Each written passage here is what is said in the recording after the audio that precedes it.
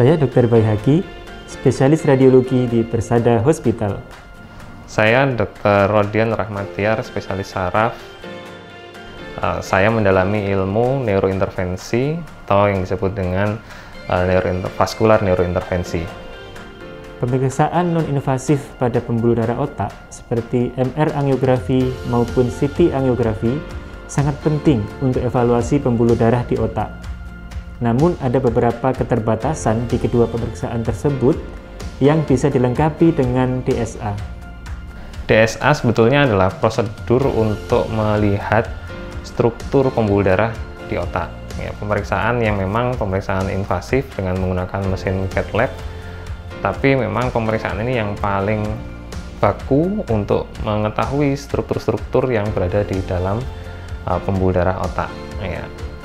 Atau biasa kita sebut DSA cerebral atau arteriografi cerebral.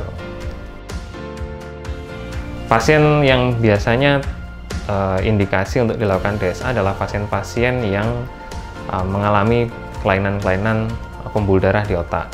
Taruhlah salah satu penyakit yang paling sering adalah stroke.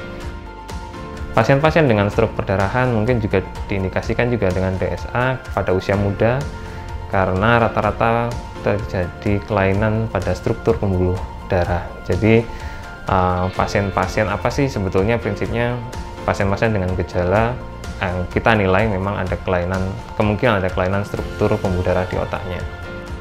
Ya, jadi DSA sebetulnya prosedurnya sangat aman karena kita hanya memasukkan kateter kecil dari pangkal paha, kita antarkan sampai ke leher, kemudian kita ambil gambar dengan bahan kontras atau bahan tertentu yang tujuannya untuk memperjelas aliran pembuluh darah di otak. Untuk mendapatkan gambaran pembuluh darah di otak dengan jelas pada DSA, pasien diharapkan berbaring dengan tenang, tidak boleh bergerak sama sekali saat disuntikkan kontras dan diambil gambar.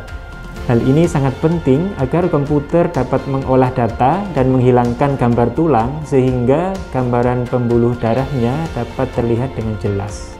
Hal yang perlu diperhatikan pada pasien adalah karena pemeriksaan ini menggunakan bahan kontras, maka fungsi ginjal pasien harus normal dan tidak ada riwayat alergi sebelumnya. Terutama apabila pasien mengalami alergi kontras, maka sebelumnya dapat dipersiapkan dahulu. Kemudian hal lain adalah fungsi pembekuan darah pasien harus normal karena prosedur ini melalui pembuluh darah arteri yang apabila fungsi pembekuan darahnya tidak normal dikhawatirkan akan terjadi perdarahan. Ya, di Persada dengan adanya mesin cath lab ini tentu memudahkan bagi kita untuk mempunyai pilihan karena kita punya banyak sekali pilihan untuk bagaimana mengevaluasi pembuluh darah di otak.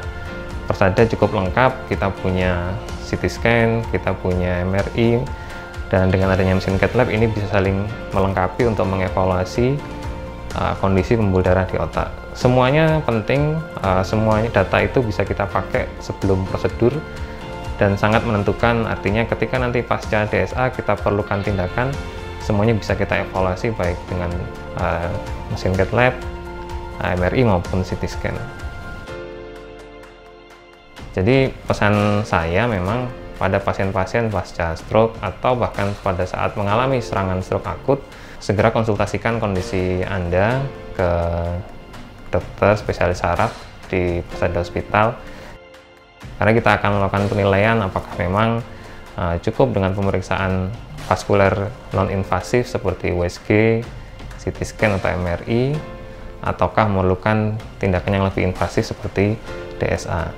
Tentu ya kita tidak berharap bahwasanya pasien mengalami serangan, tetapi menjaga pola hidup, kemudian menjaga gaya hidup yang sehat tetap harus diutamakan. Tetapi apabila memang mengalami keluhan yang berulang, ada baiknya untuk segera memeriksakan agar kita bisa melakukan evaluasi dengan keseluruhan dan kita mengetahui sebetulnya apa yang terjadi pada kondisi pembuluh darah di otak.